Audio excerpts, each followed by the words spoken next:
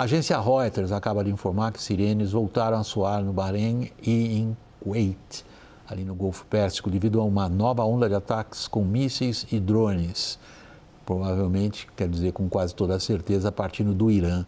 Agora, no Irã, as explosões estão sendo relatadas também no norte do país, depois de ataques relatados no sul do país.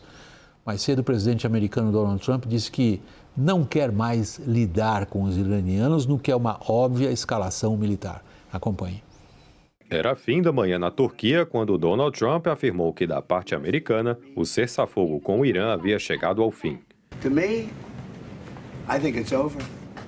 I don't want to deal with them anymore, they're scum. Já à noite, após participar da cúpula da OTAN em Ankara, Trump minimizou o risco de um conflito prolongado contra o Irã. So I think anything that happens is going to be over very quickly, and will only make it safer, including for oil. Os Estados Unidos realizaram ataques contra o Irã horas depois. Explosões foram relatadas ao longo da costa sul do país e em ilhas no Golfo Pérsico. Segundo os militares americanos, o objetivo dos ataques seria, abre aspas, degradar ainda mais a capacidade do Irã de ameaçar a liberdade de navegação no Estreito de Hormuz. Em teoria, pelo memorando de entendimento assinado em meados de junho, Estados Unidos e Irã deveriam estar dedicados à retirada das minas e à normalização da navegação no Estreito de Hormuz. Na prática, 3 navios comerciais foram atacados no início dessa semana, em meio a queixas do Irã sobre a presença continuada de militares israelenses no Líbano em uma operação contra o Hezbollah, grupo aliado do regime iraniano. Os Estados Unidos reagiram primeiro atacando alvos no Irã na noite de terça-feira, e o Irã disparou mísseis contra bases militares americanas no Bahrein e no Kuwait. A nova onda de incerteza sobre o futuro do Oriente Médio fez o preço do barril de petróleo disparar a quase 7% ao longo desta quarta. Ao final do dia, o preço do barril tipo Brent fechou em alta de 5,2%, a $78,02. Fernando, deixa eu começar por você que ainda não participou. Fernando Brancoli, as declarações que a gente publicou e que a gente está verificando em toda a imprensa por parte do presidente americano, elas são desconexas. Você consegue fazer um sentido delas? Eu diria, Vac, que tem mais uma relação com uma insatisfação quase que pessoal do Trump de que os acordos que ele vinha tentando costurar não têm avançado. Então, o Estreito de Hormuz não está aberto como ele queria. A gente, no meio de uma reunião da OTAN, tivemos ataques por parte dos iranianos de navios que passavam por ali. Então, me parece que se enquadra muito mais numa lógica de insatisfação do que efetivamente um cálculo estratégico ou militar, como você bem coloca. Acho que um ponto clássico que a gente consegue observar, Vac, por exemplo, Trump já afirmou, fui contar agora antes da gente entrar no ar, pelo menos 5 vezes de que o Irã não tinha mais capacidade de realizar ataques efetivos na região. E agora retoma, há poucas horas atrás, com ataques com o argumento de que precisa degradar ainda mais a capacidade iraniana, que ele já tinha dito que tinha sido destruída. Então me parece um ponto interessante. Agora, Vac, acho que para fechar um pouco essa articulação, a imprensa iraniana já aponta que os ataques são também colocados numa estratégia para que países do Golfo comecem a pressionar os Estados Unidos. Acho que quem vem acompanhando a nossa programação sabe que a gente vem debatendo sobre isso. Parte importante da pressão por uma tentativa de cessar-fogo também passa pela Arábia Saudita, pelos Emirados Árabes Unidos, pelo Kuwait, que de certa forma vem sofrendo ataques dentro desse tipo de configuração. Então, me parece interessante também que o cálculo iraniano é de arrastar de novo a região para, de alguma maneira, movimentar esse processo, né? Dani, seu cenário é de uma escalada que resulte num retorno da guerra ou num retorno do cessar-fogo? Eu acredito, Caio, que na verdade o que acontece aqui é um teste dos dois lados num dos pontos mais sensíveis, né, desse protocolo de entendimento que gerou o cessar-fogo de 60 dias, que se chama Estreito de Hormuz. Os 2 pontos mais espinhosos do cessar-fogo é o Estreito e o Líbano. E no caso do Estreito de Hormuz, o que os americanos querem é um retorno ao status quo antes do dia 28 de fevereiro, quando essa guerra começou. Significa livre trânsito, sem cobrança de nenhuma taxa, sendo que os americanos, os europeus, os asiáticos poderiam entrar e sair do Golfo Pérsico sem problema. Só que depois do dia 28, essa situação mudou completamente, né? nós temos que lembrar que o Irã avisou que iria controlar e queria fechar o estreito se fosse atacado. Isso aconteceu. E nas negociações ficou-se ali colocado que Irã e Omã, de certa forma, controlariam a passagem. Então, quando o Irã ataca embarcações que passam por rotas que eles não permitem, ou que eles não controlam mais próximo do Omã, eles dão um tiro de advertência. Eles atacam, querendo dizer o seguinte: quem controla aqui sou eu. E os americanos dizem, não, quem controla seremos nós, que vamos tentar abrir novamente o estreito. Então eu vejo que, mesmo com toda a fala dura do presidente Trump, de que acabou, está morto, hoje mesmo ele já voltou atrás, dizendo que poderia dar mais uma paz, mais uma chance à paz, né? Ambos os lados não querem que isso acabe. Então eu vejo que é mais um tit for tat, um toma lá da cá, para testar um lado e outro com relação a esse estreito, que é o ponto mais nevrálgico da disputa atual entre Estados Unidos e Irã. Lorival, e do lado do Trump, qual que você acha que é o cálculo político que ele está fazendo nesse momento, né? Um cálculo político de uma retomada, de uma escalada, de uma guerra que pode prejudicá-lo ali, que tem prejudicado ele internamente, ou ele precisa escalar para tentar impor uma derrota total ao regime iraniano? Ele não pode escalar até o ponto necessário para retirar o controle do Estreito de Hormuz por parte do Irã, porque requereria o desembarque de tropas para limpar toda aquela costa escarpada, aquelas falésias onde se escondem inúmeros drones e mísseis e combatentes da Guarda Revolucionária. Haveria muitas mortes de soldados americanos e isso causaria ainda mais dano político e eleitoral para ele, para os republicanos. O que ele precisa fazer é pressionar o Irã, dissuadir o Irã de manter essa posição maximalista e de negociar um protocolo menos inaceitável, porque não há um protocolo aceitável aí, de acordo com o que o Irã está impondo, porque, de qualquer maneira, não vai ser mais uma via marítima livre, vai sempre estar sob essa ameaça contínua do Irã de voltar a retomar o controle. Então, o cálculo político, e essa é a grande questão realmente, é ter uma saída menos desonrosa, menos inaceitável para a comunidade internacional, menos reveladora do quanto essa guerra foi um erro de cálculo e sem que isso comprometa tropas no terreno, uma continuidade dessa guerra e desse choque de energia, dessa crise econômica e, consequentemente, política. Sandro, o Trump diz que não tem mais cessar-fogo e, ao mesmo tempo, não parece demonstrar apetite para retomar a guerra. Qual ponto ou quais pontos você considera essencial ou essenciais daqui em diante, nesses próximos dias, e também como você acredita que eles deverão ser endereçados? Caio, o que a gente está vendo nesse momento são algumas tentativas de comunicação entre as duas lideranças. Nisso, a gente tem que destacar muito o papel exercido por Omã, por Catar e pelo Paquistão, que tem feito esse papel de passar as mensagens entre Irã e Estados Unidos, inclusive com velocidade, que a gente não viu em outros momentos desse processo de negociação.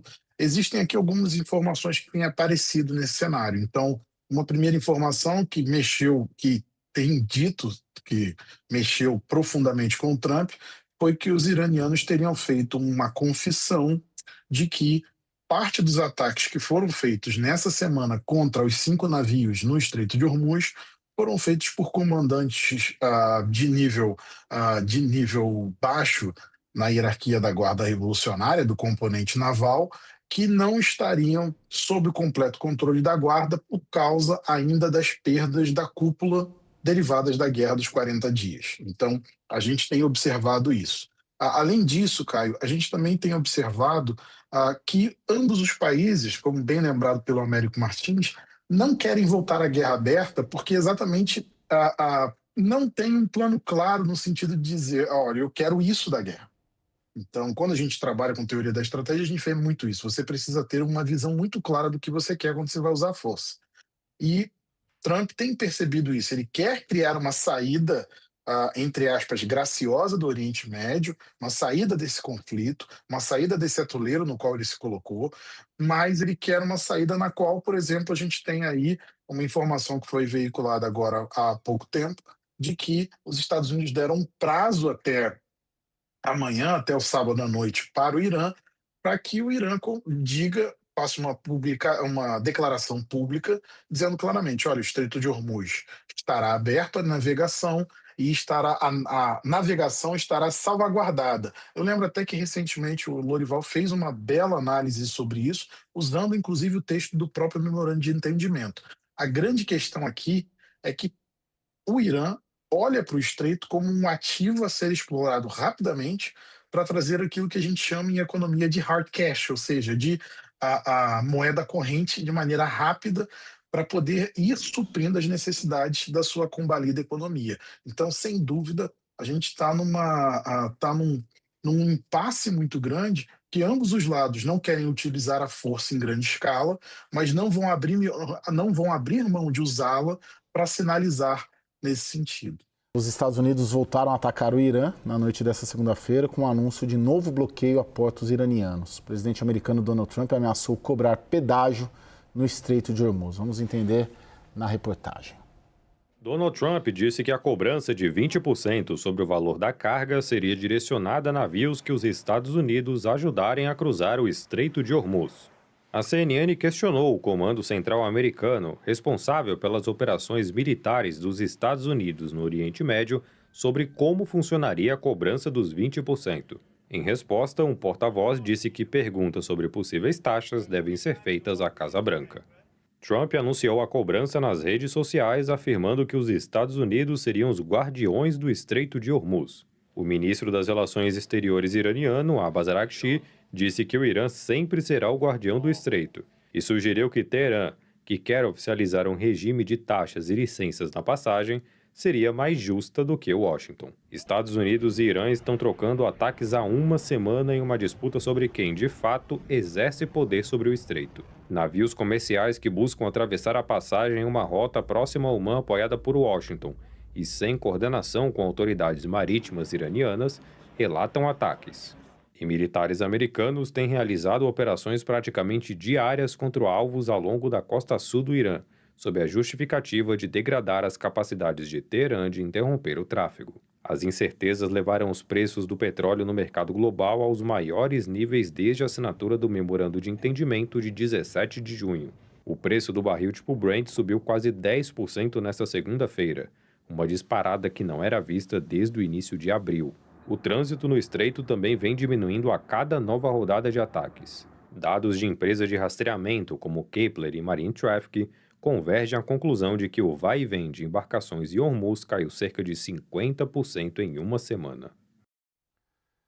Professor, o senhor trabalhou na Interbras, né, na filial da Petrobras lá no Irã e no Iraque, entre 79 e 85, então testemunhou ali em loco a ascensão do Saddam Hussein, Revolução Islâmica, conflito Irã-Iraque, então o senhor tem uma experiência em loco ali na região.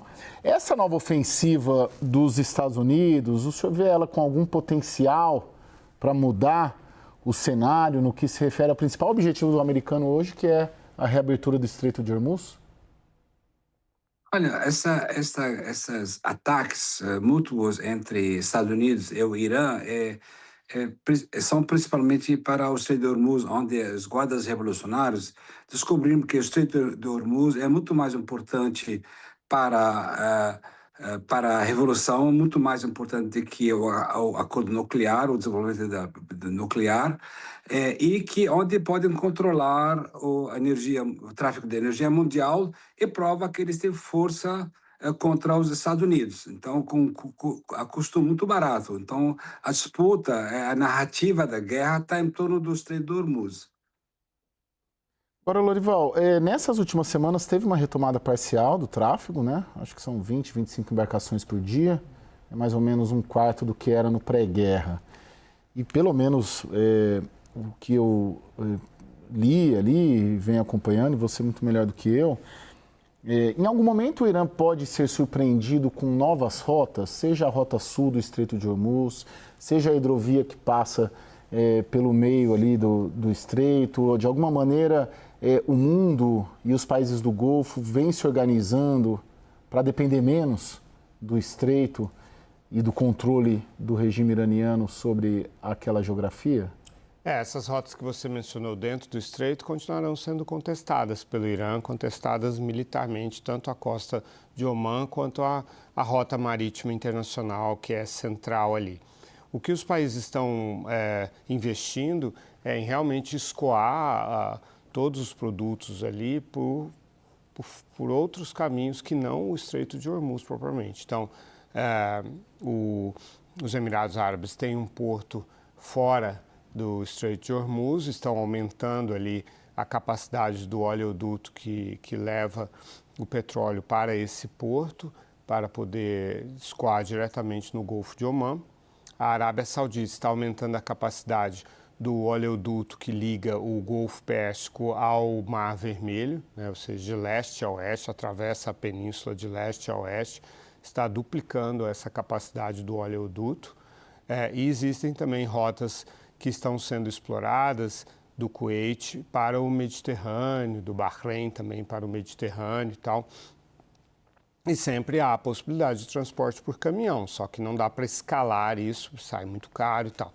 Mas, enfim, todas essas soluções, com exceção da dos Emirados Árabes, que ela é mais rápida, já está em implementação e deverá ser ampliada nos próximos meses, as outras levam anos e não meses, né? Então, essa asfixia continuará acontecendo.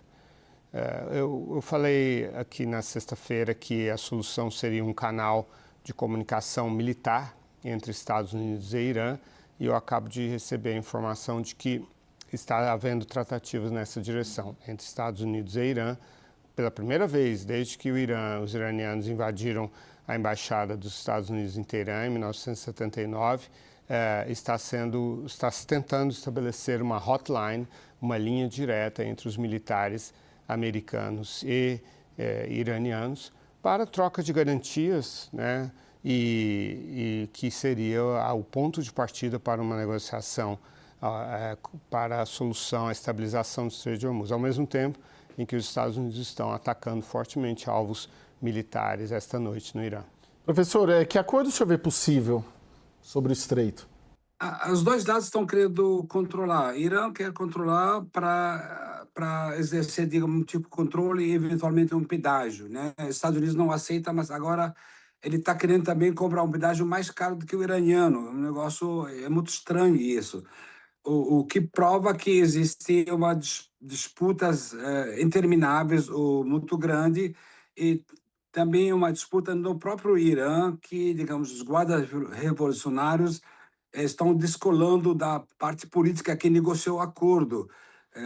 Então, eles também pode ser, não estão muito satisfeitos com o MOU, com o Memorandum of Understanding, então, e não há controle, digamos, da parte política, que é o Calibaf, que é o Araghchi, que é o Ministério das Relações Exteriores. Então, as guardas revolucionárias estão provando que eles que querem comandar, eles querem cobrar o pedágio no futuro, ou um tipo de controle. E, obviamente, o americano não aceita e está tentando segurar aquela parte menor que é por lado do Omã, e os guardas revolucionários querem controlar o principal rota, e quem passaria pela rota controlada pelo americano, ele vai sofrer ataques, e vamos ver isso até quando vai chegar. Temos mais 30 dias que o acordo MOU está em vigor ainda, quer dizer, está em vigor uma negociação, ao mesmo tempo tem ataques, que é o normal hoje em dia. Você negocia e ataca, como aconteceu lá em Oman, como aconteceu em Catar, e agora como está acontecendo agora. Temos acordo, mas vamos um atacar o outro, e vamos ver quem vai prevalecer no final, ou seja, um chip de barganha isso, ou realmente pode escalar para uma coisa, confronto maior.